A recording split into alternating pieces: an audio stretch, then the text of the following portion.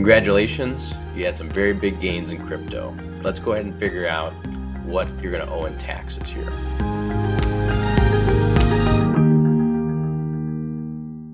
Here at Petros Family Tax, it's not necessarily how much you make, it's how much you keep that's important.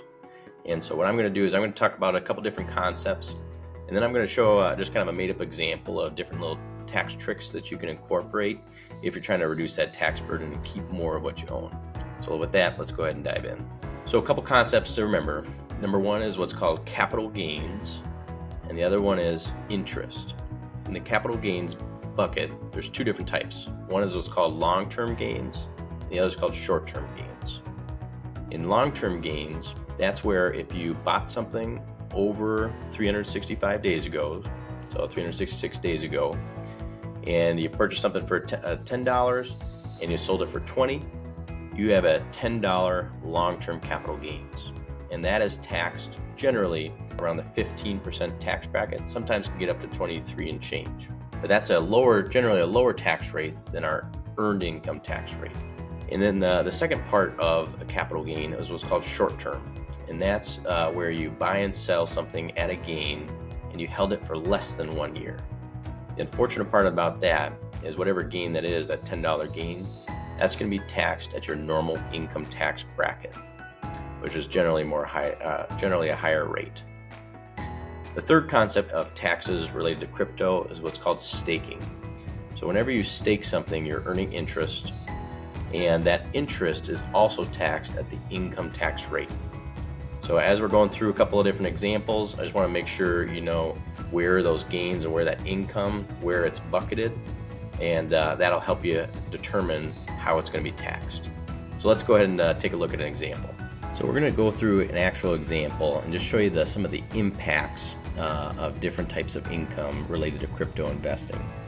And so this is one of our tax planning software tools that we have, and I'm going to focus primarily on this baseline 2025, and then we'll show what that short-term gain impact is versus a long-term gain impact, and then we're going to go into some of the tax tricks out there in order to try to preserve the gains that you have and try to keep what you earn there.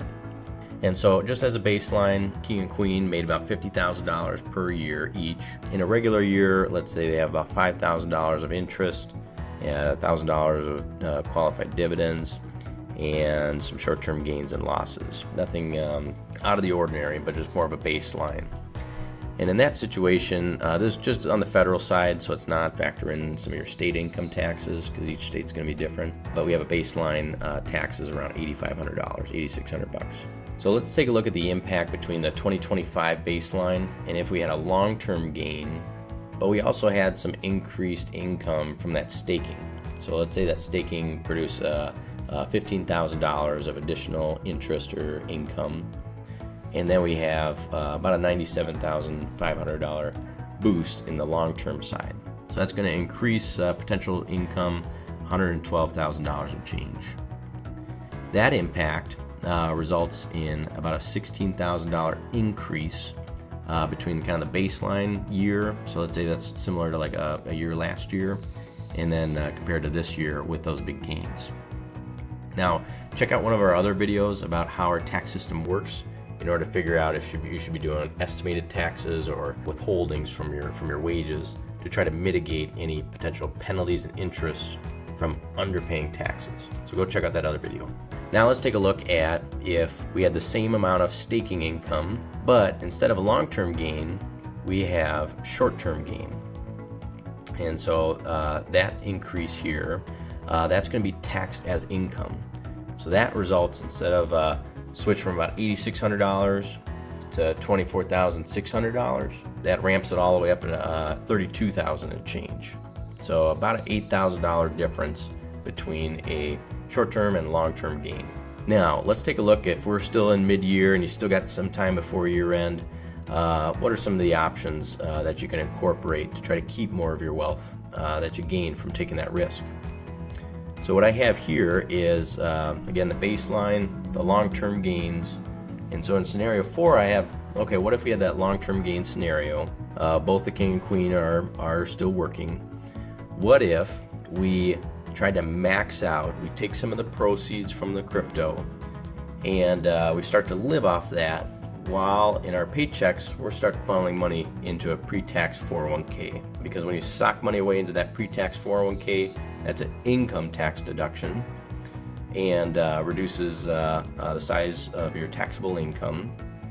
But then the other thing that we're going to do is, and we can do this all the way up until we file our taxes the following year or April 15th, whichever sooner. Let's say we have a high deductible health insurance plan. We can actually contribute to that HSA and max that out for the previous year all the way up until April 15th of the following year. If we do those two tools or have those two tricks, we earned $100,000. We essentially put about $50,000 between the 401ks and the HSA into these tax-deductible vehicles. That results in about a $1,400 increase in taxes, even though you just earned $100,000. And so the other half that we didn't put away into those tools, you can go ahead and reinvest somewhere else. So that's one of the keys. Is it's not necessarily how much you make, but it's how much you keep. And in that example, you made $100,000, and you got to keep 98% of it into your financial picture.